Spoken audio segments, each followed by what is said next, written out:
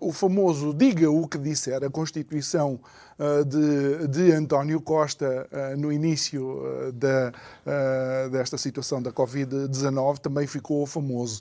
Mas, pelos vistos, não é bem diga o que disser e querem mudar o que a Constituição diz. Porquê que achas que é assim? Sim, o Dr. António Costa é muitas vezes difícil perceber o que ele diz, não lida maravilhosamente com o português. Mas nesse caso percebeu-se exatamente o que ele queria dizer com essa expressão. Nessa circunstância foi muito claro. E percebeu-se que ele se estava a marimbar completamente para o que a Constituição dizia. Portanto, ele entende, e entendia na altura, que está acima da lei e das limitações que a Constituição lhe impõe enquanto decisor político. E a Constituição impõe essas limitações porque, à partida, deveria funcionar como garantia e último reduto de defesa do cidadão perante abusos do Estado. E, portanto, tal como o professor Marcelo e o Dr. António Costa entenderam que decidiam, no caso das supostas medidas a pretexto da Covid-19, decidiam conforme entendessem, sem prejuízo disso, ir contra tudo aquilo que a Constituição defendia no limite da liberdade das pessoas. E, portanto, é um desrespeito, não é pela Constituição, é um desrespeito total perante a realidade de cada um de nós. E nisso é muito costumeiro o Dr. Costa. Mas sim, quer dizer, quando eles tomaram as decisões que tomaram, estavam perfeitamente conscientes de que não estavam a cumprir a Constituição.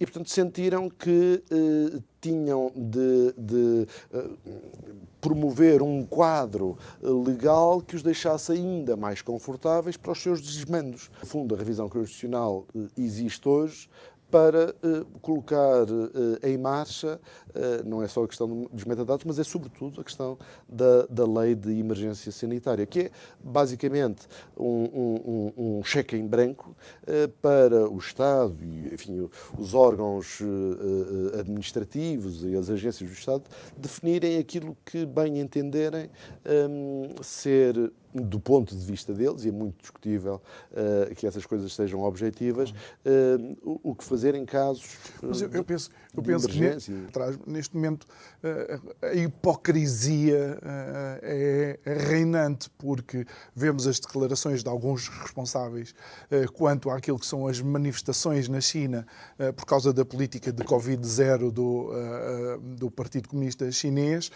e, no entanto, se essas manifestações fossem como foram em Portugal, os adjetivos eram completamente quando falas em hipocrisia, eu lembro logo de duas pessoas, que é o Dr. Paulo Portas e o Dr. Marcos Mendes, não é? Portanto, foram, enfim, das pessoas que veicularam aquela ideia estapafúrdia da pandemia de não vacinados e tudo mais. Portanto, a questão dos negacionistas, dos chalupas, enfim, a mim até me chamaram assassino em potência e tal.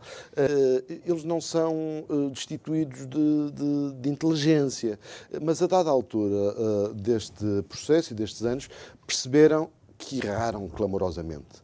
Mas não poderiam voltar ou pedir desculpa ou voltar a evoluir na sua posição sob pena do descrédito total. E, portanto, a fuga é para a frente. E, portanto, não têm problemas nenhuns, não têm vergonha na cara de, a propósito das manifestações na China contra os confinamentos, os testes em massa e tudo aquilo que assistimos, dizerem que são manifestações pela liberdade e muito justamente... Pela democracia, inclusive. Não é? A comunicação social ocidental. Quando exatamente esses mesmos princípios foram alvo de manifestações cá em Portugal e em toda a Europa, aliás, mas na altura era de bem dizer que era de chalupas e negacionistas.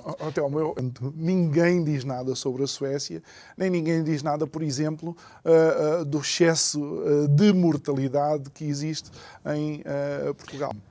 Sim, é muito inconveniente essas verdades que sabemos hoje que são indubitáveis, são muito inconvenientes porque mostra de facto os erros que foram cometidos e o medo e a ansiedade que foram incutidas à sociedade por todas essas pessoas e responsáveis. Mas as pessoas não estão dispostas a pedir desculpa e a serem humildes o suficiente para reconhecer que erraram. E, portanto, ou se faz o que se faz agora com a China e se diz exatamente o contrário do que se dizia há um ano, ou se tenta passar um pano branco sobre tudo e não falar de determinadas coisas que são... Ou por outra, a Constituição deveria, à partida, acho eu, ser um instrumento que as pessoas possam usar como defesa e último reduto dessa defesa de abusos do Estado perante as pessoas. E o que parece, enfim, os vários partidos, o PSD e o PS, mas outros também a entender, é que a revisão constitucional serve para orientar a sociedade num determinado sentido. E, portanto, o que é a posição dominante, do ponto de vista doutrinário, social, etc., num determinado momento, são esses responsáveis que vão impor essa sua forma de ver o mundo às outras pessoas por via da Constituição. E o que deveria acontecer era a Constituição ser muito mais curta, abranger muito menos áreas, que fossem um chão comum para todos e não determinar tudo e mais alguma coisa, que aí a divergência entre todos nós será uma certeza. Infelizmente não temos uma Constituição enfim, mais parecida com outras geografias, nomeadamente a anglo-saxónica, etc., em que este papel fundamental da Constituição de defesa de uma esfera privada de todos nós, de responsabilidade que é só nossa, estamos muito longe disso e, portanto, não sei se é ideológica, não vamos impor um caminho de socialismo, como já foi no passado a Constituição, muito formalmente, mas é impor uma visão do mundo às outras pessoas e isso não é... E que nem sequer é o papel de nenhuma Constituição, não é? Porque não deveria ser, acho eu. Muito bem. Telmo Azevedo Fernandes. E assim se passaram 50 minutos. Espero que